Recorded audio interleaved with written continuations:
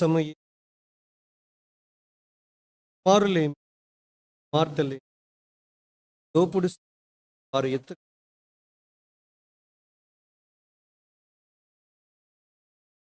దావీదు దావీదు సమస్తము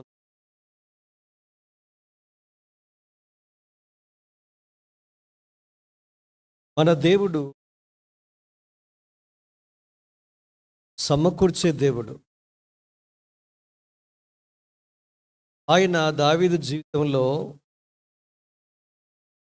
నాలుగింతని సమకూర్చిన వానిగా మనం చూడాలి. బైబిల్లో ఒక విశ్వాసి కోల్పోయిన ఆనందాన్ని తిరిగి ఆయన సమకూర్చగలడు.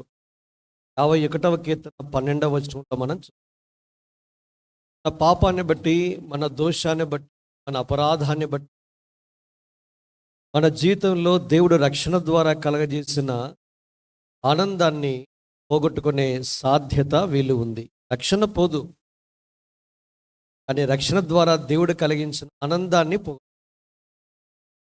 అయితే ప్రభుకు స్తోత్రము.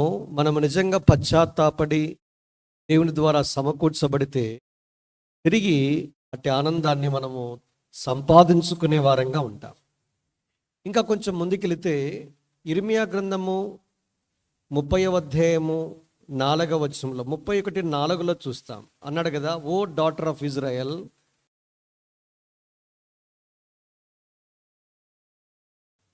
ఇశ్రాయేలు కన్యక, నీవు కట్టబడినట్లు నేను నిన్ను మరలా కట్టింతును. తెలుగు తర్జుమాకి కొంచెం వ్యత్యాసము. నేను నిన్ను కట్టించదు, నీవు కట్టబడినట్లు నేను ఇకను నిన్ను కట్టించదను. తెలుగు తర్జుమా. ఇంగ్లీష్లో I will build thee again and thou shall be build. Again అన్న మాట మీరు గమనించాలి. నేను నిన్ను తిరిగి కడతాను. అది దేవుని యొక్క వాగ్దానంగా చూస్తాను. దేవుడు మన జీవితాల్లో ఏదైతే ఆత్మీయంగా నష్టపోయామో, పాడైపోయిన దాని అంతటినీ కూడా తిరిగి కట్టేవాడని ఈ వాక్యము చెప్పకనే చెబుతుంది. ఇర్మియా గ్రంథం 30వ అధ్యాయం 17వ వచనంలో ఈ మాట మనం చూస్తాం. I will restore unto you health and healing. రాయబడిన మాట, నేను నీ ఆరోగ్యమును కలగజేతును. తెలుగు తర్జుమా I will restore unto you అన్నాడు. చూడండి, నేను తిరిగి ఆరోగ్యాన్ని సమకూర్చదను, నీ గాయములను మాన్పినదును. ఇదే యెహోవా వాక్కు. కనుక ఆరోగ్యము పోతే తిరిగి ఆరోగ్యాన్ని కలిగించే దేవుడు. అదొక నష్టం. ఇలాంటి నష్టం గుండా ఒకవేళ వెళుతూ ఉంటే దేవుడు నీకు మరలా ఆరోగ్యాన్ని, స్వస్థతని కలిగించి నీ గాయాలను మాన్పే దేవుడు. కనుక దేవుడు అన్నవాడు ఆయన తిరిగి సమకూర్చేవాడు. యోబుల గ్రంథం 2వ అధ్యాయం 25లో I will restore unto you the years that the locust hath eaten. పంట పురుగులు తినివేసిన పంటను, సంవత్సరముల పంటను నీకు మరలా అనుగ్రహించదను అనే మాట మనం చూస్తాం. ఇంగ్లీష్లో చాలా బాగుంటుంది. అందుకే మీకు తెలుగు ఇంగ్లీష్ 2 మాటలు మీకు చెప్పే ప్రయత్నం చేస్తాను. I will restore unto you the years that the locust hath eaten. సంవత్సరముల పంటను తిరిగి నేను మీకు అనుగ్రహిస్తాను. సంవత్సరాలు రావు, 2023వ సంవత్సరం రాదు. సంవత్సరం ఎందుకు, మాసమే రాదు. మాసం ఎంత దూరము, ఒక రోజే రాదు. ఈరోజు ఆగస్టు 26, 25వ తేదీ మళ్ళీ రాదు. అయితే ఈ సంవత్సరాలలో మనం ఏదైతే నష్టపోయామో ఆత్మీయంగా, దాన్ని ఈ సంవత్సరము డబల్ చేసి నీకు నాకు ఇస్తాడు. అది దాన్ని రెట్టింపు చేయడం అంటే. సంవత్సరముల పంట ఏదైతే తినేసాయో, పురుగులు తినేసాయో, ఆత్మీయంగా మన జీవితాల్లో నష్టాన్ని కొని తెచ్చుకున్నాము, దాని అంతటినీ కూడా తిరిగి సమకూర్చడం మాత్రమే కాదు, దానికి మించి అధికంగా దేవుడు నీకు నాకు ఇవ్వగలడు. నిజంగా మనం దేవుని నమ్మితే దేవుడు మన జీవితాల్లో అసాధ్యాలను సుసాధ్యం చేస్తాడు. ఇది మనుషులకు అసాధ్యము. ఏ మనిషి కోల్పోయిన దాన్ని తిరిగి సమకూర్చుకునలేడైతే దేవునికి స్తోత్రము. ఈ దేవుని ద్వారా కోల్పోయిన యావత్తును తిరిగి సంపాదించుకున్నాం. అంతేకాదు, మరి అత్యధికముగా ఆయన ద్వారా సమకూర్చుకోగలము. అలాంటి దేవుడు ఈ దినాన దావీదు జీవితంలో ఒక నష్టము నుంచి ఆయనను సమకూర్చాడు. ఆ నష్టాన్ని సమకూర్చడానికి దావీదు అనుసరించిన సూత్రాలను కూడా మనం చూస్తూ వచ్చాం.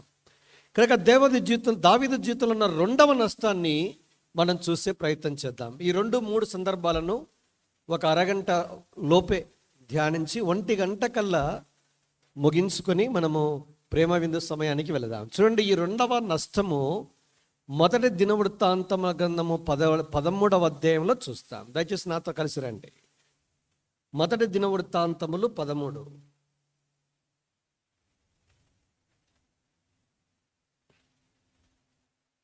14 వచనాలు ఉన్నాయి.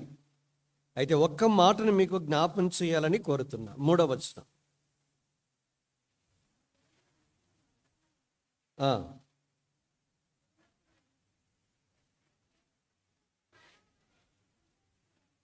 సౌలు దినములలో దాని యుద్ధ మనము కనుక కిరియత్తరియము అనే స్థలములో దేవుని మందస్సం ఉంది. ఆ మందస్సాన్ని యెరూషలేమునకు తీసుకురావాలన్నది దావీదు యొక్క ఉద్దేశం. సరే, ఈ విషయం మీరు బాగా గమనించలేదు. మందస్సాన్ని గురించి మాట్లాడడం అయితే బాగుంది, కానీ ఆయనకున్న ఇంకొక కోణాన్ని మనము ప్రశ్నించే అవకాశం ఉంది.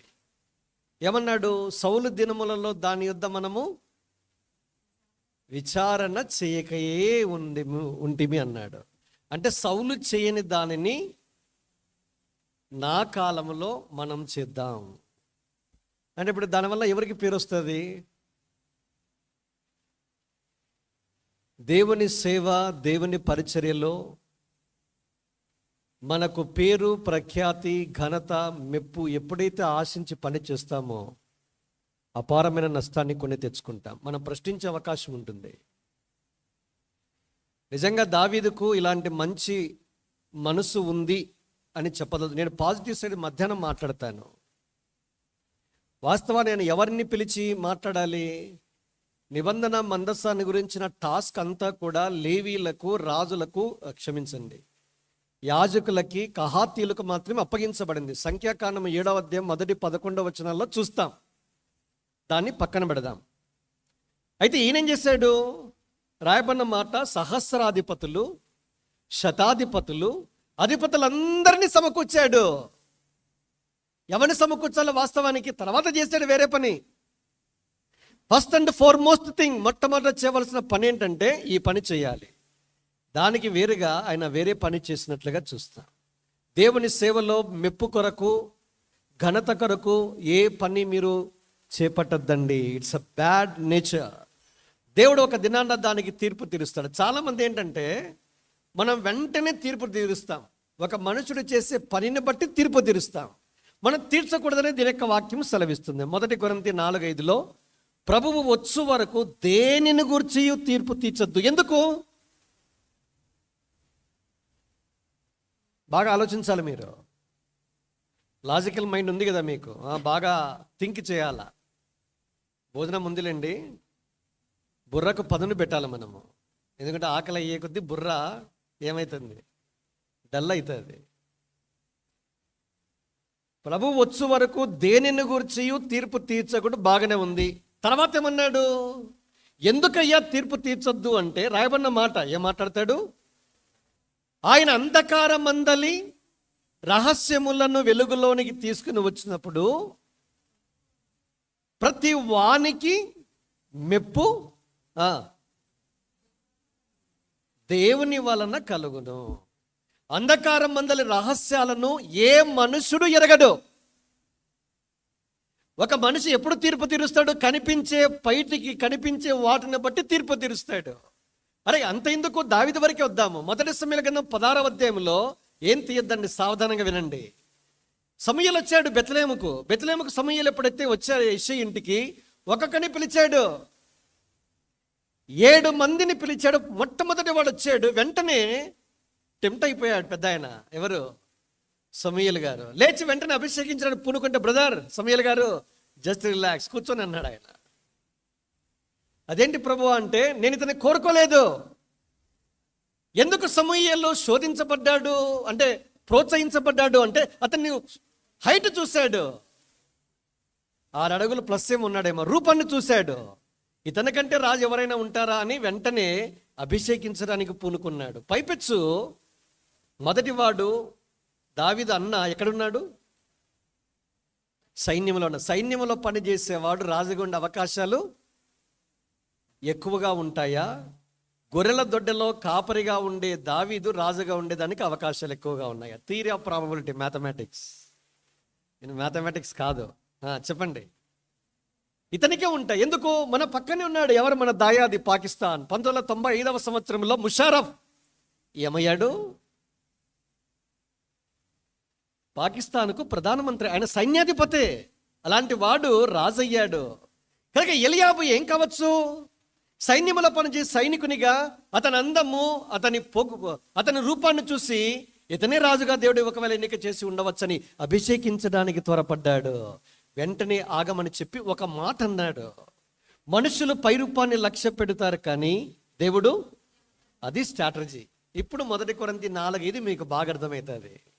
ప్రతి మనుషుడు పైన చేసే వాటిని బట్టి తీర్పు తీరుస్తాం. అందుకే చాలా జాగ్రత్తగా ఉండాలి. నేను ఒక విషాదమైన కథ చెప్తాను. సిఎస్ పర్జన్ గారు గొప్ప దైవజనుడు, మనకి తెలుసు. ప్రిన్స్ ఆఫ్ ప్రీచర్స్ అంటాం ఆయన్ని. ప్రసంగికులకు రారాజు ఆయన. ఆయన భార్య ఆంటీ గారు ఒకానొక స్థలంలో సేవలో వారు మెట్రోపాలిటన్ టాబర్నికల్ అనే గొప్ప స్థలం సేవ చేస్తున్న దినాల్లో ఈ సిఎస్ పజ్జన్ గారి భార్య సతీమణి ఆంటీ గారు ఏం చేశారంటే కోడిగుడ్లు అమ్మేది ఆవిడ. ప్రజలు ఏమయ్యారంటే ఇక మనలాగానే ఏం చేశారు, ఏందన్నా అక్క కోడిగుడ్లు అమ్ముకున్నది, ఏం జీతం సరిపోలేదన్నా, ఎక్స్ట్రా డబ్బులు కావాలన్నా వీళ్ళకి అని రకరకాలుగా మనుషులు మాట్లాడుకుంటూ దావాలంగా అగ్నిలాగా వెళ్ళిపోయింది సమాచారం. మనం ఎంతసేపు క్యారెక్టర్ నిలబెట్టము. క్యారెక్టర్ అసాసినేషన్ అంటాం. బ్రతికుండగానే చంపేదంటూ మనం నిష్ణాతులం. మనము అంతా వెళ్ళిపోయింది సమాచారం అంతా. చివరికి ఆవిడ చనిపోయిందండి.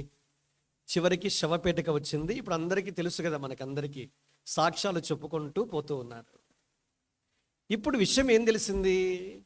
సిఎస్ పజ్జన్ ఆంటీ గారు చనిపోయినప్పుడు ఒక్కొక్కరుగా యవనస్తురాలు, చిన్న వాళ్ళు పెద్దవాళ్ళు వస్తున్నారు, విధవరాళ్ళు వస్తున్నారు. వచ్చి ఆమె గురించి సాక్ష్యం చెబుతూ ఉన్నారు. ఏం సాక్ష్యం చెప్తున్నారు? ఈవిడ మా కోసం ఎంతో ప్రయాసపడింది. మేము పేదలుగా దరిద్రులుగా ఉన్నప్పుడు ఆపన్నాస్తం అందించింది, ఆర్థికంగా మమ్మల్ని ఆదుకొనింది, వస్తువులను కొనిపించింది, బట్టలు కొనిపించింది, తిండి పెట్టింది. సంఘం ఇచ్చే డబ్బులు వారే వాడుకున్నారు. ఈవిడ ఎక్స్ట్రా వర్క్ చేసి ఏం చేసింది? కోడిగుడ్లు అమ్మి వచ్చిన డబ్బులతో నిరుపేదలను, అభాగ్యులను, అనాథలను, విధవరాండ్రను పోషించి ఆదుకొనింది. ఇప్పుడు మీరేమనుకున్నారు? మనమంటే మీరు కాదు, సారీ టు సే. ఆవిడకి ఎక్స్ట్రా డబ్బులు కావాలి, దానికోసం ఇంత దిగజారాలా అన్న? ఇంత దిగజారాలక్క? ఒక చెడు ప్రాపకండ ప్రచారం చేశారు. ఇప్పుడు ఆవిడ చేసిన ఈ పని ఎప్పుడైతే ప్రాపకండ చేసిన వారు ఈ సాక్ష్యాలు విన్నారో భోరున ఎలుగెత్తి ఏడ్చారు. జరగవలసిన నష్టము జరగవలసింది జరగనే జరిగిపోయింది. ఆమెకున్న మంచి పేరును ఏం చేశారు? చెడ్డ పేరుగా వక్రీకరించి ప్రచారం చేశారు. ఇప్పుడు కనీసము క్షమాపణ కోరి సమాధాన పడేదానికి కూడా అవకాశం లేకుండా చనిపోయింది. ఎంతోమందిని నేను ఎరుగుదును. ఒక వ్యక్తి పాపము చేస్తే ఫోన్ చేసి మాట్లాడు. ఎక్స్ అనే వ్యక్తి పాపం చేశాడు, నాకు తెలుస్తుంది, నేనేం చేయాలి? ఎక్స్ అనే వ్యక్తిని గురించి పులిపీట మీద ప్రాపగండ చేయకూడదు. చేశారు. ఆన్లైన్ వెళ్తూ ఉంటుంది ఇది. ఏం చేశారు? కానీ వాటిని సృష్టించి దైవ సేవకుల కూడికల్లో కూడా ప్రాపగండ చేశారు. నేను ఎరుగుదును ఎవరు చేశారు, ఎవరిని గురించి చేశారు, మీకు అప్రస్తుతము. చేయవలసిన అపారమైన నష్టం చేశారు, అనుభవించవలసిన నష్టాన్ని కూడా అనుభవించారు. చివరికి ఆయన సేవలోనే కొనసాగుతూ ఉన్నాడు. దేవుడు న్యాయవంతుడు, నమ్మకమైన వాడు. నువ్వు పాపం చేస్తావని తెలిస్తే నేను చేయవలసిన పని ఏంటంటే డైల్ చేయాలి. డైల్ చేసి అన్నా నీకు మంచి పేరు ఉంది, మంచి సేవ చేస్తున్నావు, ఇలాంటివి వింటున్నా, నిజమెంతో కాదో అబద్ధం నేను అడగడం లేదు నీ నుంచి. కానీ నీకు మంచి భవిష్యత్తు ఉంది, నీ క్షేమాన్ని కోరేవాడిని, ఎవరికి తెలియకూడదని నీకే డైరెక్ట్గా ఫోన్ చేస్తున్నాను. ఇది ఎలా ఉంది? పులిపీట మీద వచ్చి 100 మంది మనసులను చెడగొట్టి ఆ 100 మంది 1కి 2, 100:2 వేస్తే ఎంత? 200. మళ్ళా వాళ్ళు ఒక 1:2 లక్షలాది మంది ప్రజలకి వెళ్ళిపోతుంది. ఎయిడ్స్లో చైన్ గొలుసు ఉంటుంది ఒకటి, అట్లా ఇది విషపు, దాని ఏమంటాడు, కొరుకుడు పుండు, క్యాన్సర్ గడ్డలు మల్టిప్లై అయిపోతూనే ఉంటాయి, వేగంగా మల్టిప్లై అవుతూ ఉంటాయి, క్షణము నిమిషము. అందుకే చాలా వేగంగా స్టేజ్ 1 ఉన్నవాడు అతి కొద్ది దినాల్లోనే స్టేజ్ 4కి వెళ్ళిపోయి ఉంటాడు. ఎందుకు? మల్టిప్లికేషన్ క్యాన్సర్ సెల్లో ర్యాపిడ్గా జరుగుతుంది. నేను ఎక్కువగా చెప్పనక్కర్లా, సెల్ డివిజన్. కనుక మనుషుల జీవితాలను దయచేసి ఎవరి గురించిన చెడు తెలిస్తే ప్రాపగండ చేయొద్దండి. వెంటనే చేయవలసింది ఏంటంటే వారికి నేరుగా కూర్చొని మాట్లాడండి. నేను నా దగ్గరికి వస్తాను, మన దగ్గరికి, మన పెద్దన్న దావీదు గారి దగ్గరికి వస్తే ఆయన చేసిన పని ఏంటంటే, తను చేసే పనిని బట్టి పేరో లేదా ఫేమో సంపాదించుకోవాలి అనుకున్నాడో లేదో మనకైతే తెలియదు. అయితే తను చేయవలసిన పని వేరే, కానీ చేశాడు. నేను చెప్పదలుచుకున్న మాట ఏంటంటే, మనము బయట కనిపించిన వాటిని బట్టి తీర్పు తీర్చొద్దు. మనకు దావీదు ట్రేస్ అవుట్ అయ్యాడు, మనకి తెలిసింది. అయితే దేవుడు అంతరంగంలో ఉన్న రహస్యాలను అంతటిని వెలికి తీసి ఒక దినాన బట్టబయలు చేసే దినం ఉంది. ఆ దినాన దేవుడు మెప్పును, ఘనతను, మహిమను ఆపాదిస్తాడు. కనుక అంతవరకు మనము ఎవరికి మనం ఎంతసేపు పైన వాటిని తీర్పు తీరుస్తాం, మాట్లాడిన మాటను బట్టి తీర్పు తీరుస్తాం, చేసే పనిని బట్టి తీర్పు తీరుస్తాం, అంతరంగాన్ని చూడం. అయితే దేవుడు పై విషయాలని చూస్తాడని మనుషులు పై రూపాన్ని చూస్తారు, దేవుడు అంతరంగాన్ని చూస్తాడు. సరే, మెట్టుకు ఏదైనా ఈ పనికి పూనుకున్న తర్వాత యాజకులకు ఈ పని అప్పగించాల. మొదటి దినవృత్తాంతములు 13వ అధ్యాయం 7వ వచనం, ఒక్క రెఫరెన్స్ చదివిస్తాను ఈ భాగంలో, నేను ముందుకు వెళ్ళాలి గనక. మొదటి సమూయేలు 13:7.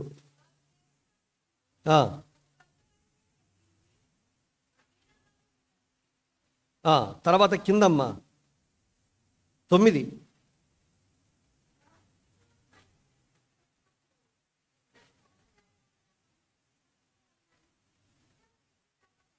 చాలండి. ఏమన్నాడు?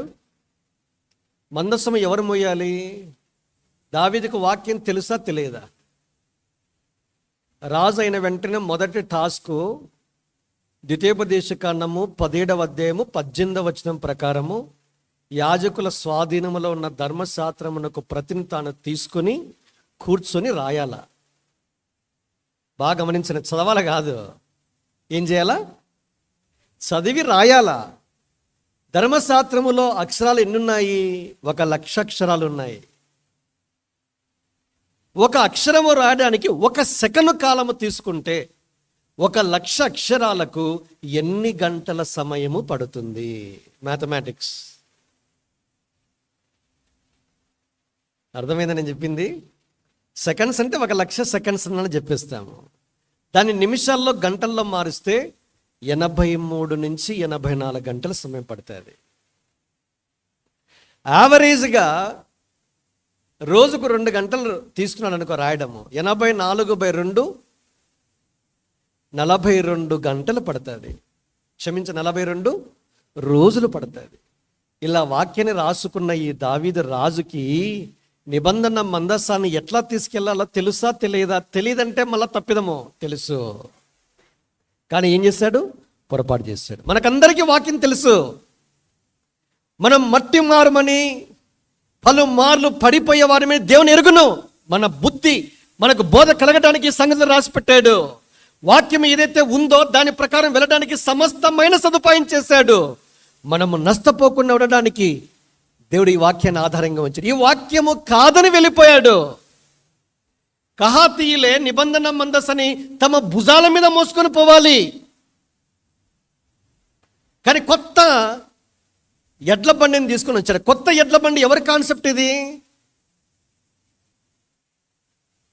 మొదటి సమయంలో 6:7, మళ్ళీ 6:7, 13:7 ఎడ్ల బండి, కొత్త ఎడ్ల బండి, సేమ్ కొత్త ఎడ్ల బండి, అదే మాత్రం రాసి పెట్టారు. అంటే ఫిలిస్తీన్లు ఆచరించినటువంటి విధానం, స్టైల్ ఆఫ్ సర్వీస్ చూడండి. ఫిలిస్తీన్లు ఏం చేశారంటే కొత్త ఎడ్ల బండిని తీసుకుని దాని మీద నిబంధన మందసాన్ని నిబంధన స్థలం ఉన్న స్థలానికి పంపించేశారు. ఫిలిస్తీన్ల దేశంలో 7 నెలలు ఉంది. మొదటి సమూయేలు గ్రంథం 6వ అధ్యాయం 1వ వచనంలో ఆ మాట మనం చూస్తాం. ఇదే కాన్సెప్ట్ను దావీదు ఏం చేశాడు? మక్కి దించాడు. ఒక సున్నతి లేని ఫిలిస్తీయుడు చేసే పని ఒక సున్నతి కలిగిన ఆత్మ సంబంధి చేయనక్కర్లేదు. ఇది నా దేవుని సంబంధిగా దేవుని పనిని దేవుని విధానంలో చేయి, లేకపోతే నష్టపోతావు. నువ్వు నష్టపోయింది కాక ఒక వ్యక్తిని నష్టపరిచావు. ఓ దావీదా, ఎంత భయంకరం ఇది! ఇది నేను నష్టపోతే పర్వాలేదు, నాతో పాటు ఒక వ్యక్తిని చంపేశాను నేను. ఉజ్జా చెయ్యి చాచాడు, ఎడ్లకు కాళ్ళు జారాయి. మళ్ళాగా సిమెంట్ రోడ్డు కాదు కదా, కొయ్యలగూడ నుంచి దిప్పకాయలపల్లి వెళ్తా ఉంటే గోతులు ఉన్నాయంత. అట్లా గోతుల్లో బండి వెళ్ళిపోతా ఉంది. బండి ఎద్దులు కాళ్ళు జారిపోయాయి. ఏమైంది?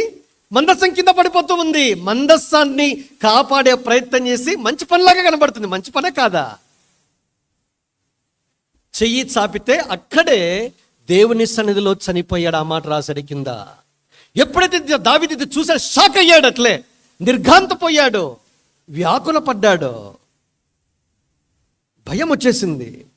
అరే దేవుడు, నేను మంచి పని పూనుకున్నానే, అయితే ఇలాంటి కార్యం జరిగింది. నిబంధన మందస్సము తీసుకురావడం మంచి పని, కానీ చెడ్డ విధానాల్లో కాని విధానాల్లో దావీదు చేశాడు కనుకనే నష్టం పొందాడు. దేవుని సేవను దేవుని పద్ధతిలోనే చెయ్యి. దేవుని సేవలో నీ స్థానము, నీ పని నువ్వు ఎరుగు. అది కాక వేరే విధానంలో పని చేస్తే ఆత్మీయంగా చస్తాం. 2వ దినవృత్తాంతాల గ్రంథం 26వ అధ్యాయము 16 నుంచి 18 వచనాల్లో మీరు చదివితే, రాజు అయిన ఎవరున్నాడు? ఆయన ఉజ్జియా ధూపం వేయటానికి పరిశుద్ధ స్థలములో ఉన్న బలిపీఠం దగ్గరకు వచ్చాడండి. వెంటనే యాజకులు ఉన్నారు అక్కడ ఉన్న వ్యక్తి అన్నాడు, వారించాడు, అయ్యా మీరు చెయ్యొద్దండి, మీరు చేసేది కాదండి చెప్పినా వెళ్ళ. గర్వించాడు. యాజకులు దేవుని సేవకులు చెప్పిన మాట ధిక్కరించి తన మనసులో గర్వించి కోపించి ధూపం వేయడానికి వెళితే వెంటనే స్పాంటేనియస్ కుష్టివ్యాధి కలిగింది. ఎవరి చెయ్యాలో వాళ్ళే చేయాలి. రాజు చేయవలసిన పని రాజే చేయాలి, యాజకుడు చేయవలసిన పని యాజకుడే చేయాలి, దేవుని సేవకుడు చేయవలసిన పని దేవుని సేవకుడే చేయాలి, సంఘ పెద్ద చేయవలసిన పని సంఘ పెద్ద చేయాలి, పరిచారకుడు చేయవలసిన పని పరిచారకుడే చేయాలి, విశ్వాసి చేయవలసిన పని విశ్వాసే చేయాలి. తారుమారు చేయొద్దు, నష్టపోతావు. నువ్వు నష్టపోయింది కాక అనేకులను నష్టపరుస్తావు.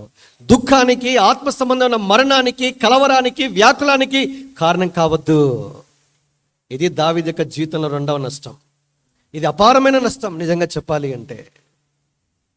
వెంటనే భయపడిపోయాడు. కనుక నీవు నేను కూడా దేవుని సేవను దేవుని విధానాల్లో చేయండి.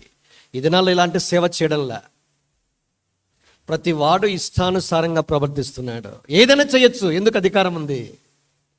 ఉజ్జియాకు అధికారం ఉందని ఏం చేశాడు? గర్వించి ముందుకెళ్ళాడు.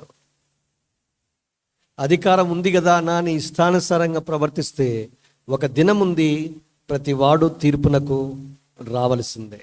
దేవుడు తప్పకుండా తీర్పు తీరుస్తాడు.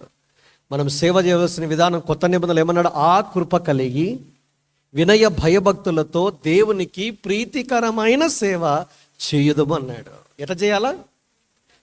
కృప కలిగి, కృపను ఆధారం చేసుకోవాలి. అంతా కృప, దేవుని యొక్క కృప. పౌలు అన్నాడు ఆ మాట, అయ్యా ప్రయాసపడ్డది నేను కాను, నాకు తోడైన దేవుని కృప. ఎప్పుడు మాట్లాడాడు? అపోస్తులందరికంటే నేను ఎక్కువగా ప్రయాసపడ్డాను.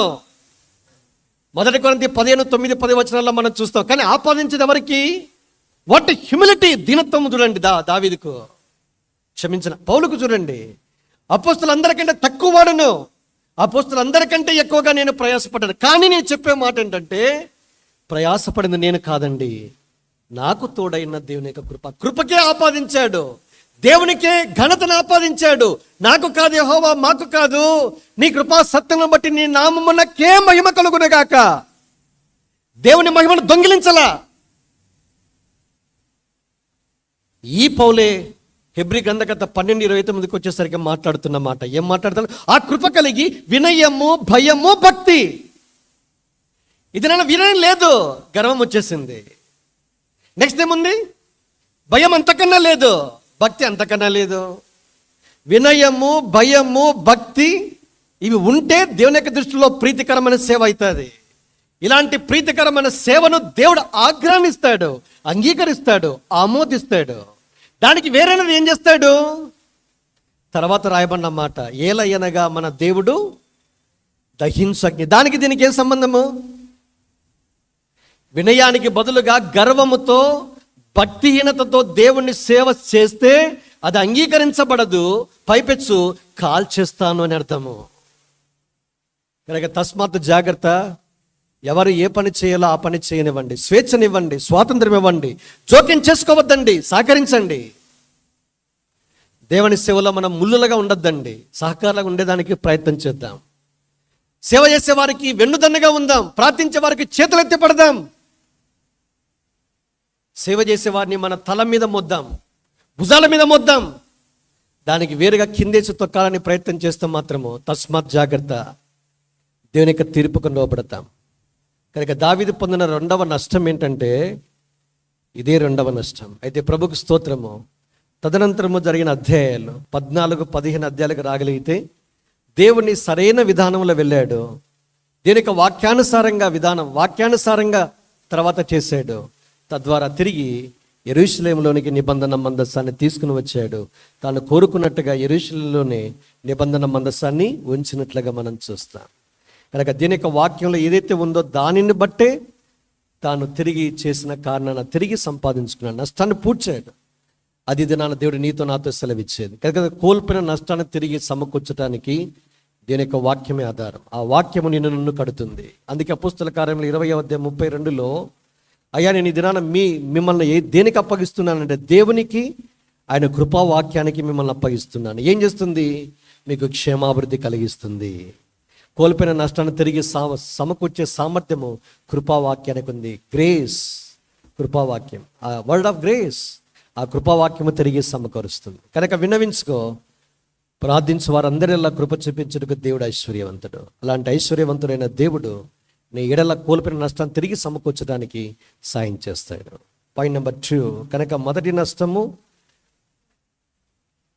సిగ్లెగ్లో కోల్పోయిన దాన్ని తిరిగి సంపాదించుకోవడం. రెండవ నష్టము మొదటి వృత్తాంతంలో 13వ అధ్యాయంలో నిబంధన మందస్సాన్ని బట్టి కోల్పోయిన నష్టము తిరిగి సమకూర్చుకున్నాడు. నిబంధన మందస్సము అంటే ఏదనుకుంటున్నారు? కీర్తన 99 మొదటిలో యెహోవా రాజ్యము చేయుచున్నాడు, దాని కింద ఆయన కెరూబుల మీద ఆసీనుడై ఉన్నాడు, భూమి కదులును. కెరూబుల మీద ఆసీనుడు అంటే నిబంధన మందస్సు ఏంటది? నిబంధన మందస్సు మీద కూర్చున్నాడు అంటే ఏంటది? ద థ్రోన్ ఆఫ్ గాడ్, దేవుని సింహాసనం. దేవుని సింహాసనం మీద చెయ్యి వేయద్దండి, ఆయనే చూసుకుంటాడు. అది మనం తెలుసుకునవలసినటువంటి పాఠం. అందుకే ఉజ్జా చనిపోయినట్లుగా చూస్తాం. కనుక మన నష్టము, మన తీర్మానము, మన నిర్ణయాలు మనతో పాటు ఒకరికి నష్టాన్ని కలిగించొద్దు. అందుకే తిరిగి సమకూర్చబడ్డానికి దేవుని ఎదుట సాగిలపడి, నా ద్వారా ఎవరు నష్టం కావద్దయ్యా, నేను నష్టపోయినా పర్వాలా అనే ఒక మంచి తీర్మానంతో ఈ స్థలంలో తీర్మానం ఎంచుకొని ముందుకెళ్ళాలి. ముచ్చటగా మూడవది, ఈ కూడికలో చివరిది, నాతో కలిసి దయచేసి రండి. మొదటి వృత్తాంతంలో 13 అయిపోయింది. రెండవ సమూయేల గ్రంథము 11వ అధ్యాయం. రెండవ సమూయేలు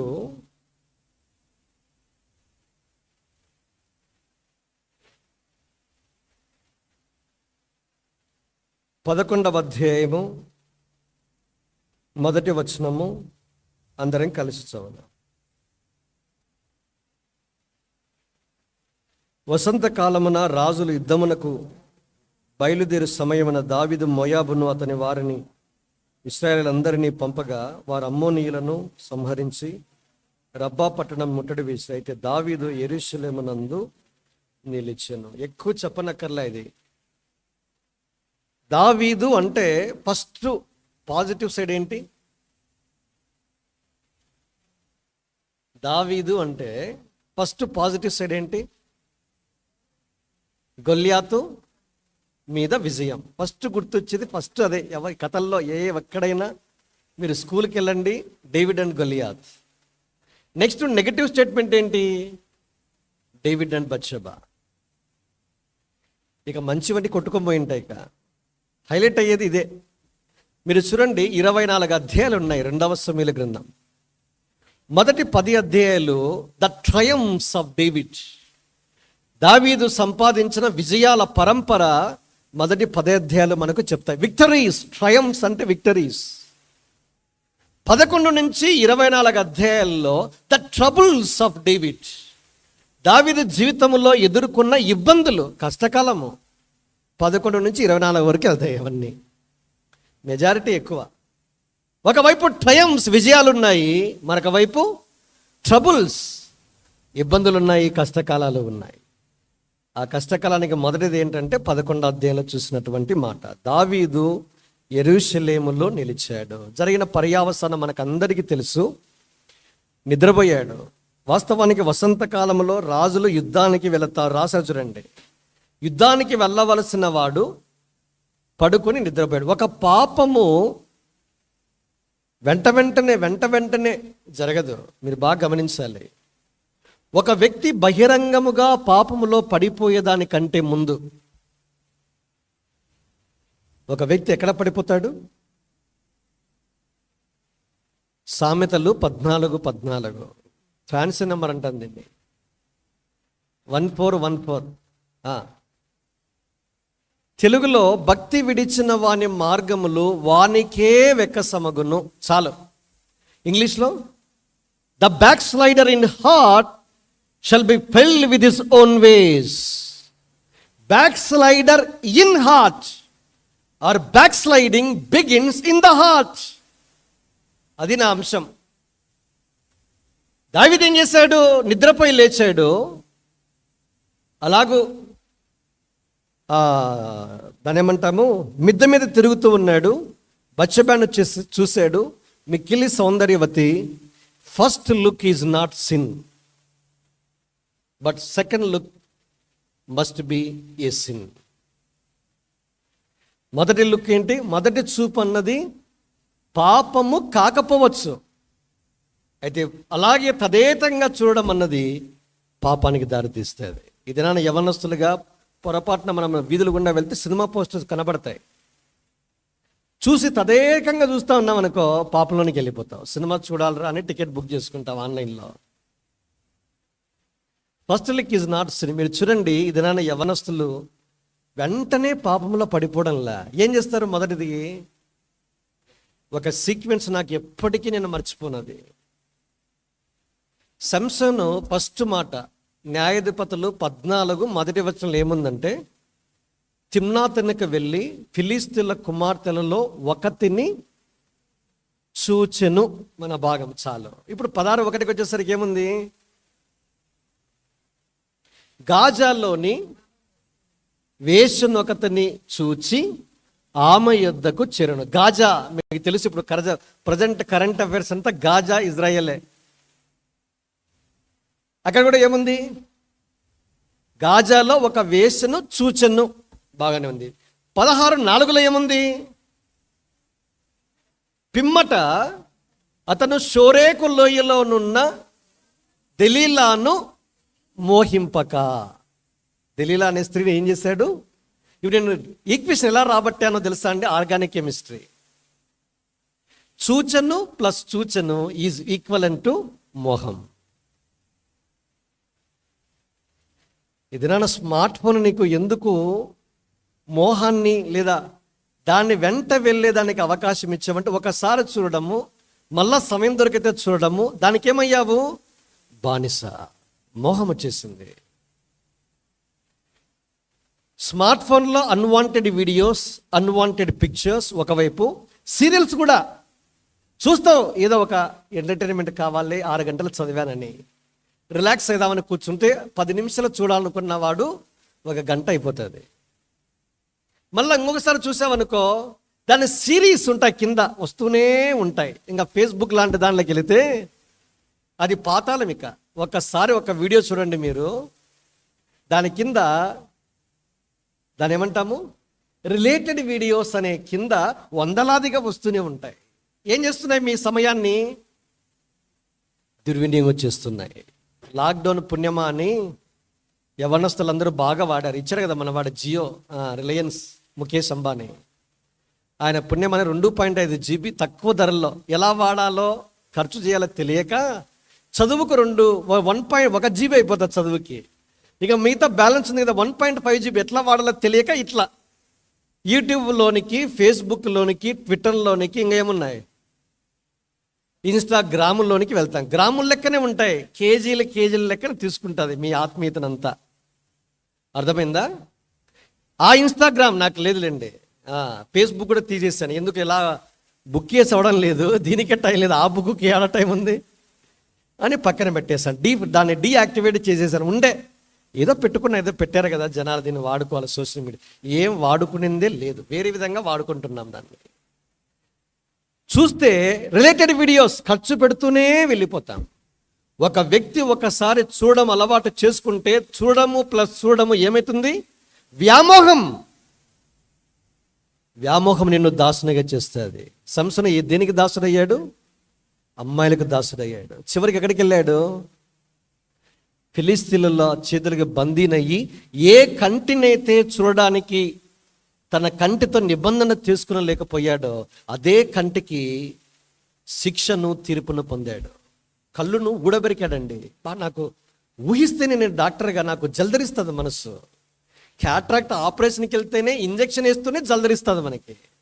చాలా సూక్ష్మమైనదే. ఎందుకంటే ఒకసారి చెక్తే అట్లా నొక్కితే నొప్పి ఉంటుంది, వెంటనే ఇంజెక్షన్ వేస్తారు కాబట్టి నొప్పి పోతుంది.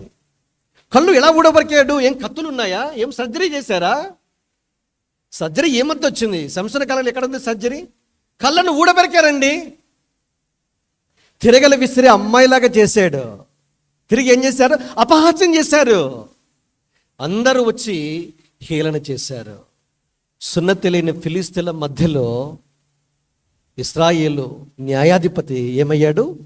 ఒక బానిసగా, తిరగలు విసిరేవాడుగా, చేతగానివాడుగా, తన కళ్ళు ఊడబెరికిన వాడిగా చూడబడ్డాం. అయితే ప్రభుకు స్తోత్రము, అతడు చివరిగా కేకేశాడు. ఎంత డౌన్గా వెళ్ళినా కూడా దేవుడు నిన్ను పైకి తీసుకుని వస్తాడు. మీరు బాగా గుర్తుపెట్టుకోవాలి. ఇక్కడ కూర్చున్న వారిలో, అయ్యా నాకు నిరీక్షణ లేదన్నా, నాలాంటి పాపికి రక్షించబడ్డాను, ఇలాంటి అలవాటుకు, దురభ్యాసానికి, దురభిమాన పాపానికి బానిసనయ్యాను, విడిపించలేరు అని కేక వేసిన ఈ అంతస్తులో నుంచి కింద నుంచి పైకి లేవనెత్తుతాడు. దావీదు వేసిన కేక అంగీకరించబడిందా లేదా? అంగీకరించాడు. ఏమయ్యాడు? చనిపోయాడు. అయితే తన జీవిత కాలంలో చంపలేని, లెక్కలేనంత మందిని ఆ ఒక్క దినమే చచ్చి విశ్వాస వీరుడిగా ముగించాడు. అందుకే 11వ అధ్యాయం హెబ్రీ గ్రంథకర్త సంసోనును విశ్వాస వీరుల జాబితాలోనికి దేవుడు తీసుకుని వచ్చాడు. అంటే తిరిగి సమకూర్చబడ్డాడు. అంతవరకు వద్దు, మన జీవితాన్ని అంతగా నష్టపరచుకో. ఎందుకు ఈ పాఠాలు? మీరు చివరికి కళ్ళు ఊడబెరికినంత వరకు వెళ్ళొద్దండి. ఈ కంటితో ఏం చేయాలి? నిబంధన చేయండి. వాక్యం చదువుతున్నాను, ఎట్లా నేను ఇంటర్నెట్ పోర్నోగ్రఫీ చూస్తాను? అర్థమైందా మీకు? 31వ అధ్యాయం యోబు గ్రంథంలో యోబు తన కన్నులతో ఏం చేశాడు? నిబంధన చేసుకున్నాడు. ఎంత వయసు? 10 మంది పిల్లల తండ్రే కన్నులతో నిబంధన చేసుకుని కన్యకను మోహపు చూపుతో చూడని అన్నాడు ఆయన. అర్థమైందా మీకు? ఈ దినాన్న సంసోను కానీ దావీదు కానీ వ్యభిచారం అనే పాపంలో పట్టుబడ్డారు. ఈ దినాన్న కొత్త నిబంధనలో వ్యభిచారం అంటే యేసుప్రభువారు డెఫినేషన్ మార్చేశాడు. మీరేమనుకుంటున్నారు? వ్యభిచారం చేయవద్దన్న సంగతి మీరు విన్నారు. అయితే నేను మీతో చెప్పున్నదేమనగా, ఒక స్త్రీని మోహపు చూపుతో చూచిన ఆ క్షణమే ఆ స్త్రీతో వ్యభిచారం చేసిన వాడవుతావు. అందుకే దినాన మన కన్నులను దేనికి అప్పగించాలి? ప్రభుకు అప్పగించాలి, ప్రతిష్ఠించాలి. 2వ పేతురు 2:14 ఒక మాట రాశాడండి. వ్యభిచారిణిని చూచి ఆశించుచు పాపము మానలేని కన్నులు. పాపము మానలేని కన్నులు. అలాంటి యవనస్తుడిగా ఉన్నావా? రక్షించబడి ఇలాంటి జాబితాలో ఉంటే వాక్యం నీకే ఇది. పాపము మానలేని కన్నులు కలిగి మోహము, వ్యభిచారం మనస్సుతో నీ హృదయాన్ని నింపుకుంటున్నావు? జాగ్రత్త, నీ కంటికి దేవుడు తీర్పు తీర్చక మునిపే నిబంధన చేసుకో. ఇప్పుడు దావీదు దగ్గరికి రాగలిగితే, దావీదు ఈ పాపంలో పడిపోవడానికి యవనస్తుడు కాదు. ఎంత వయసు ఉంటుంది? ఇంచుమించుగా 50+ ఉంటుంది. ఎంతమంది భార్యలు? ఆయన చరిత్ర చూస్తే 2వ సమూయేలు గ్రంథం 6వ అధ్యాయం 13లో, హెబ్రోనుకు వచ్చిన తర్వాత అనేక మంది ఉపపత్నులు భార్యలు ఉన్నారు. అలాంటి వాడు సులభంగా జారిపోయాడు. ఇక మన సంగతి ఏంటి? ఇది నాన్న వర్జినిటీ అంటే హాస్యాస్పదం, చాలా ఆశ్చర్యం అనిపిస్తుంది. వీడు వర్జిన్ అంటారా? అమ్మాయిని కూడా ఎగతాళి చేస్తున్నారు. ఎందుకు? Before marriage and after marriage sex is prohibited in the sight of the Lord. వివాహానికి ముందు తదనంతరము వివాహేతర సంబంధాలు దేవుడు నిషిద్ధం చేశాడు. దాన్ని తేలిగ్గా తీసుకుని వెళితే తస్మాత్ జాగ్రత్త, నష్టపోతావు. దావీదు పొందిన నష్టము ఎంతో తెలుసా? 4 గంటల నష్టము. ఇలాంటి పాపము చేసిన దాన్ని బట్టి పుట్టిన కొడుకు చనిపోయాడు. 2, అబ్నోను సుందరవతి తన కుమార్తె చెరచబడింది, క్షమించండి, తామారు చెరచబడింది. అమ్నోడు చంపబడ్డాడు కొడుకు. ఇంకొకడు అబ్షాలోపు సురూపి అందగాడు, వాడు కూడా చచ్చాడు. 4 గంటల నష్టము పొందడానికి దావీదు యొక్క పాపము కారణమైతే ఏం పాఠం నేర్చుకోవాలి? ఇది నీవు నేను చేసే పాపము మన ఒక్కరితోనే అంతం కాదు. Sin affects others. Sin is contagious. నేను చేసే పాపం బట్టి నేను మాత్రమే నష్టం పొందను, నాతో పాటు 4 గంటల నష్టాన్ని తీసుకుని వస్తాను. జాగ్రత్త. అందుకే దైవజనుడు వారెన్ WSP అని ప్రపంచ ప్రఖ్యాత బైబిల్ కామెంటేటర్ మాట్లాడిన మాట, disease and defilement both are contagious whereas health and holiness are not. ఒక వ్యాధి, అపవిత్రత 2 కూడా అంటువ్యాధులు. అయితే పరిశుద్ధత, ఆరోగ్యం అంటువ్యాధులు కాదు. ఒక అంటువ్యాధి కలిగిన వాడు, కనీసం వైరల్ ఫీవర్, వైరల్ కోల్డ్ ఉందనుకోండి, పక్కన కూర్చో, నిమిషాల మీద వైరల్ కోల్డ్ మీకు అంటుతుంది. అంటే disease and defilement both are contagious. నేను అపవిత్రమైతే అనేకులకు ఈ అపవిత్రతను అంటిస్తాను. యోహాను సువార్త 21వ అధ్యాయంలో పేతురు అన్నాడు, ఏమన్నాడు? అయ్యా నేను చేపలు పట్టబోతును అన్నాడు. పోయేవాడు చేపలు పట్టడానికి పోవచ్చుగా, ఎందుకు చెప్పాలా? అతన్ని చేసిన నిర్ణయము, అతను చేసిన ఎంపిక ఎంతమందిని తనతో పాటు గలిలీ సముద్రాన్ని తీసుకెళ్ళింది? 6 మందిని. తనతో పాటు 6 మందిని తిరిగి గలిలీ సముద్రం అంటే లోకములోనికి తీసుకుని వెళ్ళడానికి పేతురు తీర్మానము అవకాశాన్ని కలిగించింది. ఇది నీవు నేను చేసే ఎంపికలు, తీర్మానాలు మన ద్వారా ఇంకా 6 మందిని మన ద్వారా నష్టపరిచే అవకాశం ఉంది. జాగ్రత్త. కనుక సిన్ అఫెక్ట్స్ అదర్స్. ఇది నీ దినబుద్ధంలో, నా జీవితంలో ఏదైతే మనం చేసే పాపం ఏదైతే ఉందో వేరే వారి మీద కూడా ప్రభావితాన్ని చూపిస్తుంది. Don't take it sin lightly. ఎంతో తేలిగ్గా పాపాన్ని తీసుకోవద్దు. A believer sin is different from Saint sin. ఒక అవిశ్వాసైన వ్యక్తి యొక్క పాపము ఒక పరిశుద్ధుడు చేసే పాపమునికి వ్యతిరేకమైనది. అతను ఎందుకు పాపం చేస్తున్నాడు? Because of his compulsion. తనలో ఉన్న పాప స్వభావం చేత బలవంత పెట్టబడి పాపం చేస్తాడు. అవిశ్వాస విషయంలో అది. అయితే ఒక పరిశుద్ధుడు చేసే పాపం బై చాయిస్, ఎంపిక చేసి చేస్తాడు, నిర్ణయించి చేస్తాడు, కోరుకొని కావాలనే పాపం చేస్తాడు. దావీదుతో దేవుడు అన్నాడు ఈ మాట, ఎందుకయ్యా ఈ బుద్ధి లేని పని చేశావు? ఎంతోమంది ఇచ్చాను నీకు అమ్మాయిలను భార్యలుగా, ఇంకా కావాలని అని ఉంటే నేను ఇంకా ఇచ్చేవాడిని. 2వ సమూయేలు గ్రంథము 12వ అధ్యాయంలో చూస్తాం ఆ మాటలో. నేను ఎక్కువగా చెప్పడం లేదు, ఎక్కువగా. కానీ నువ్వేం చేసావు? ఈ పాపం చేసావు. ఒక వ్యక్తి పాపము చేయవద్దని ధర్మశాస్త్రం చెప్తుంది. ఇతను మరణానికి పాత్రుడా కాదా? మరణానికి పాత్రుడు. అయితే దేవుడు ఏం చేశాడు? దావీదు చేసిన ఈ పాపాన్ని క్షమించాడు, కోరాడు. వెంటనే కేకేశాడు, నాతాన్ను పంపించాడు. 1 సంవత్సరం పాటు 2వ సమూయేలు 11కి రెండవ సమయంలో 12కి మధ్య 1.5 సంవత్సరం గ్యాప్ ఉంది. అంటే పాపాన్ని 1 సంవత్సరం వరకు తాను చేసిన దాన్ని ఏం చేశాడు? కప్పుకున్నాడు. అందుకే 32వ కీర్తనలో ఈ మాట అన్నాడు, అయ్యా నేను చేసిన పాపాన్ని నీ ఎదుట కప్పుకొనక ఒప్పుకొనుచున్నాను. పాపాన్ని ఒప్పుకున్న కారణాన దావీదు కరుణించబడ్డాడు. ఇదే నీవు పొందిన నష్టాన్ని తిరిగి సమకూర్చుకునే ఏకైక మార్గం ఇదే. Confess your sin, don't cover your sin. పాపాన్ని కప్పుకోవద్దు, పాపాన్ని ఒప్పుకో. దావీదులో ఉన్న గొప్ప సుగుణం ఇదేనండి. ఇంత ఘోరమైన పాపం చేసిన వ్యక్తిని ఎలా దేవుడు సమకూర్చాడని నాకు ఆశ్చర్యం అనిపిస్తుంది. మనం అందరం ఆశ్చర్యపోతాము. దావీదు సౌలు విషయాల్లో మీరు చూస్తే దావీదు అనేక మందిని వివాహం చేసుకున్నాడు. వివాహం చేసుకోవాలా వద్దా?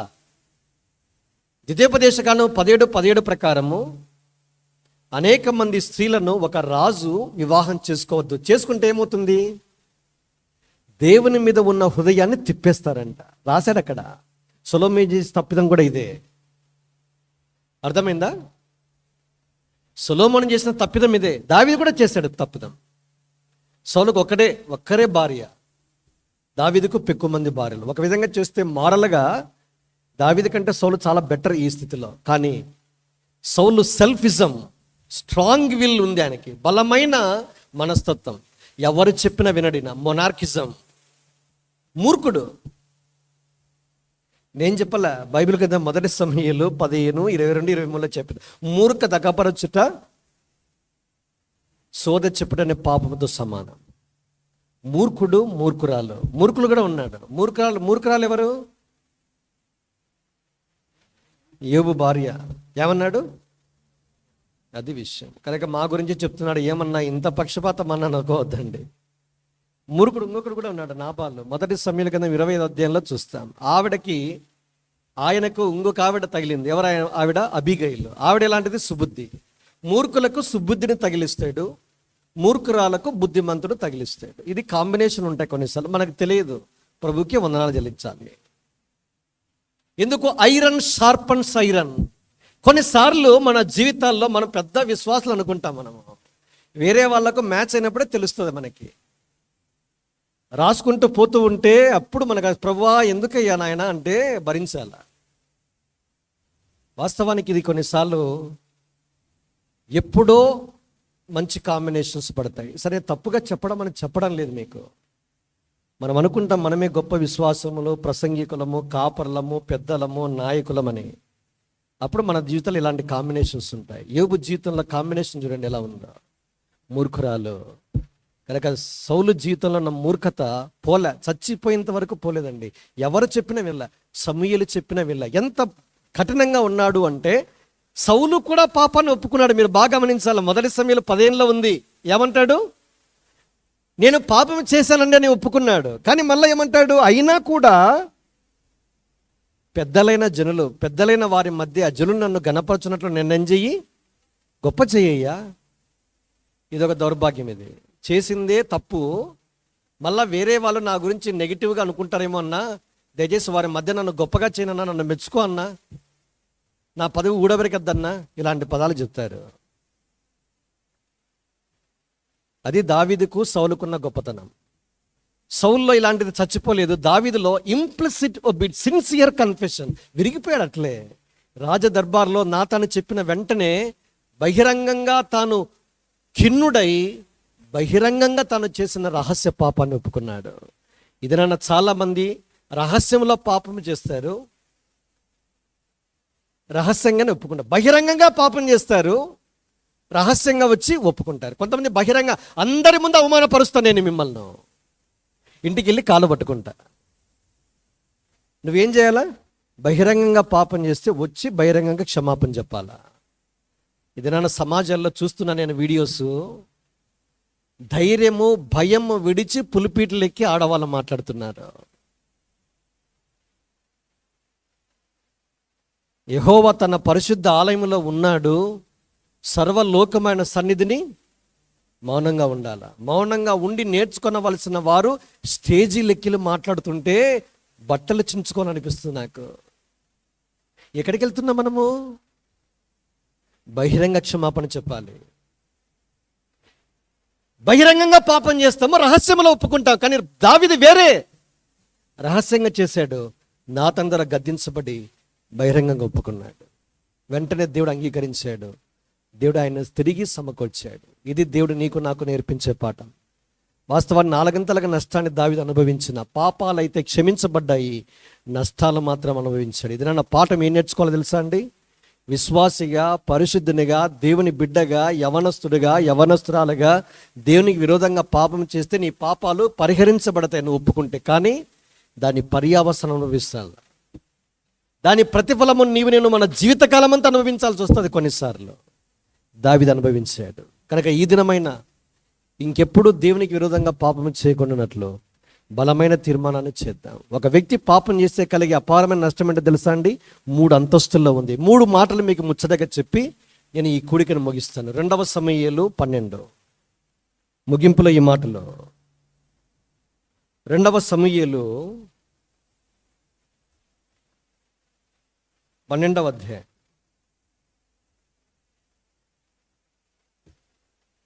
14వ వచనం. 13లోనేమో నేను పాపము చేసి తిని అని దావీదు అన్నాడు. వెంటనే నీ పాపము పరిహరించనన్నాడు 13 చివర్లో. 14లో ఏమన్నాడు? ఈ కార్యము వలన యెహోవాను దూషించుటకు ఆయన శత్రువులకు నీవు గొప్ప హేతువు కలగజేశావు. దానికంటే ముందేముంది? 9వ వచనం చదవండి. నీవు యెహోవా మాటను తృణీకరించావు. 10వ వచనము. నీవు నన్ను లక్ష్యము చేయలేదు. ఆ మాటలు గమనించాలి. 3 మాటలు చెప్పాను మీకు. మొదటిదేంటి? 9వ వచనం నుంచి చూస్తే దేవుని మాటను తృణీకరించావు. ఎందుకు? ఈ మాట ధర్మశాస్త్రాన్ని దావీదుకు దేవుడిచ్చాడు. అయినా దీని యొక్క వాక్యాన్ని ఏం చేశాడు? తృణీకరించి పాపం చేశాడు. పాయింట్ నెంబర్ 2, నీవు నన్ను లక్షించలే. దేవుని మాటను ధిక్కరించడము అంటే దేవుణ్ణి ధిక్కరించడం అని అర్థము. దేవుని యొక్క వాక్యం అంటే ఏమనుకుంటున్నారు? సాక్షాత్తు దేవుడు. దేవుణ్ణే నిర్లక్ష్యం చేశాడని అర్థము. 3వది ఏంటి ముచ్చటగా? దేవుని శత్రువులకు ఏం చేసావు? నువ్వు దేవుణ్ణి దూషించడానికి కారణమయ్యావు. అంటే నేను పాపము చేస్తే వెంటనే అపవాది వాని అనుచరులు పరలోకానికి వెళ్తారు. అదేంటన్నా ఈ మాటలు చెప్తున్నాను అనుకోవద్దండి. యోబు కిందలో రాయబడింది. ఎక్కడి నుంచి వచ్చారో అన్నాడు. భూమి మీద అటు ఇటు తిరుగుచు, అంటే యాక్సెస్ ఉంది, ఆయన కూడా పర్మిషన్ ఉంది కొంతవరకు, సమ్ ఎక్స్టెంట్. వెంటనే అన్నాడు, నా సేవకుడైన యోబు గురించి నువ్వు తెలుసుకున్నావా అన్నాడు. అంటే దేవుడు యోబు ద్వారా మనకి ఏం చెప్తాడు? నువ్వు మంచి చేస్తే నిన్ను ఒక మాదిరిగా సాతానికే సవాలుగా నిలుపుతాడు. నా బిడ్డ చూసావా? ఫలానా స్థలంలో ఉంది.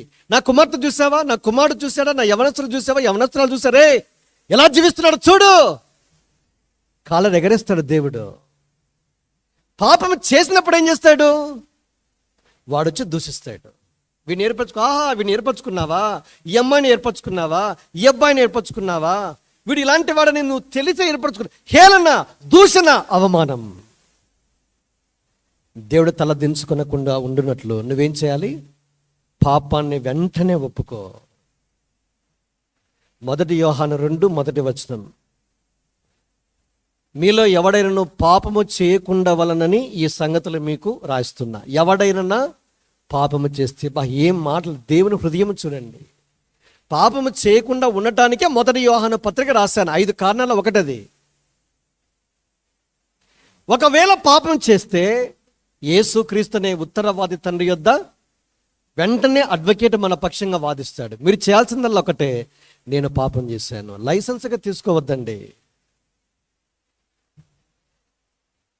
మన పాపములను మనం ఒప్పుకుని నెడల ఆయన నీతిమంతుడు, నమ్మదగిన వాడు గనుక మన పాపములను క్షమించి సమస్త దుర్నీతి నుంచి మనల్ని కడిగి పవిత్రపరుస్తారు. జకర్యా గ్రంథం 3వ అధ్యాయంలో చూస్తాం. యెహోషువ అనే ప్రధాన యాజకుడు అపవిత్రపరచబడితే సాతాను ఫిర్యాదు అయి ఆయన కుడి పార్శ్వమంద ఫిర్యాదులు చేస్తున్నాడు, దూషిస్తున్నాడు, అవమానిస్తున్నాడు. వెంటనే ఏమన్నాడు? ఇతన్ని తీసుకెళ్ళి ప్రశస్తమైన వస్త్రాలు ధరింపచేయండి, ఉంగరాన్ని తొడిగించండి. ఒక్క మాట కూడా లేదు. నువ్వు దేవుని సన్నిధికి పరిగెత్తుకొని వస్తావు అని ఆశ నీ హృదయంలో ఉంటే నిన్ను ఏమాత్రము శిక్షించడిక. తప్పిపోయిన కుమారుడు రిహార్సల్స్ ప్రేయర్ చేశాడు. అయ్యా, పరలోకానికి విరోధంగా, నీకు విరోధంగా పాపం చేశాను, నన్ను క్షమించు. ఎప్పుడైతే ఈ తప్పిపోయిన కుమారుడు తండ్రి యొద్దకు వచ్చాడో పరిగెత్తుకుంటా తండ్రి వెళ్ళాడు, కుమారుడు వెళ్ళలా. నీ మనసులో దేవుని దగ్గర రావాలన్న ఆశ నీకు ఉంటే దేవుడే నీ దగ్గరికి పరిగెత్తుకుంటా వస్తాడు. నువ్వు ఏ ప్రార్థన చేయకుండా నీ అంతరంగాన్ని ఎరిగి నిన్ను కౌగిలించుకొని ముద్దాడతాడు. ఎన్ని రోజులైందో స్నానం చేయక మనవాడు. బట్టలు ఎలా ఉంటాయి? పాతపోయి ఉంటాయి, చినిగిపోయి ఉంటాయి, దుమ్ము పట్టిపోయి ఉంటాయి, మలినమై ఉంటాయి. అయినా హత్తుకున్నాడు, ముద్దాడాడు, కౌగిలించుకున్నాడు. వెంటనే రే, ఈ నా కుమారుడు తప్పిపోయి తిరిగి దొరికాడు, చనిపోయి మరలా బతికాడు, చేయండ్రా విందు అన్నాడు. తొడగండి ప్రశస్తమైన వస్త్రాలు, చేతికి ఉంగరాలు, కాళ్ళకు చెప్పులు తొడగండి, let us celebrate and rejoice. ఒక తప్పిపోయిన కుమారుడు, తప్పిపోయిన కుమార్తెను తిరిగి సమకూర్చే ఈ లోకస్తుడైన తండ్రికి ఇంత ఆనందం ఉంటే, నీ కోసం ప్రాణం పెట్టినంతగా ప్రేమించిన దేవుని కుమారుడు యేసుక్రీస్తు ప్రభువారి దగ్గరికి వస్తే నీ పాడైపోయిన జీవితాన్ని బాగు చేస్తాడు. నష్టపోయిన ఆత్మీయ నష్టాన్ని తిరిగి సమకూరుస్తాడు. ఆనందంతో, సంతోషంతో నేను అక్కున చేర్చుకొని తిరిగి సమస్తమును సంపాదించుకున్నట్లుగా దావీదు వలె నీ కూడా సాయం చేస్తాడు. ఈ దేవుడు సజీవుడు ఈ మధ్యాహ్నం ఉన్నాడు. విశ్వాసులారా, దేవుని బిడ్డలారా, కుమార్తెలారా, కుమారులారా, మీ జీవితం ఇంతవరకు తెలుసో తెలియకో పాడైపోతే, అపవిత్రతతో పాడైపోతే, నీ అపవిత్రతను క్రీస్తు రక్తంతో కడిగి శుద్ధీకరించి, ఈ వాక్యమని ఉదకము చేత స్నానము నిన్ను చేయించి, ప్రశస్తమైన వాటి చేత నిన్ను తిరిగి అలంకరింపజేసి కోల్పోయిన నష్టాన్ని తిరిగి సమకూర్చగలడు. Provided sincere confession. నీ నుంచి కోరేది ఒకటే, యథార్థంగా ఒప్పుకో. ఆయన సముఖమున సాగిలపడు. నీ ఎదుట నేను అన్నిటిని ఒప్పుకుంటున్నాను, తేటగా నీ శ్రద్ధలో కనబడుతూ ఉన్నాయి. నీ కంటికి నేను ఏది దాచను, నిజాయితీగా ఒప్పుకుంటూ ఉన్నా. నన్ను నా అపవిత్రతను కడిగి శుద్ధీకరించి, ఈ అలవాటు నుంచి, ఈ సంబంధము నుంచి, ఈ పాపము నుంచి, ఈ చీకటి నడక నుంచి కాపాడు, క్షమించు, కడుగు, శుద్ధిగా. నష్టపోయాను ఆత్మీయంగా, నా సమయము, ఆరోగ్యము, ద్రవ్యము, మానసిక, శారీరక శక్తులు, చివరికి ఆరోగ్యాన్ని కూడా పోగొట్టుకున్నాను, తిరిగి సమకూర్చు. ఇదే నీ ప్రార్థన అయితే ఈ మధ్యాహ్నం దేవుడిని తిరిగి సమకూర్చడానికి శక్తిమంతుడు. రండి ప్రార్థన చేసుకుంటా. మోకాళ్ళ మీదకి వస్తాం.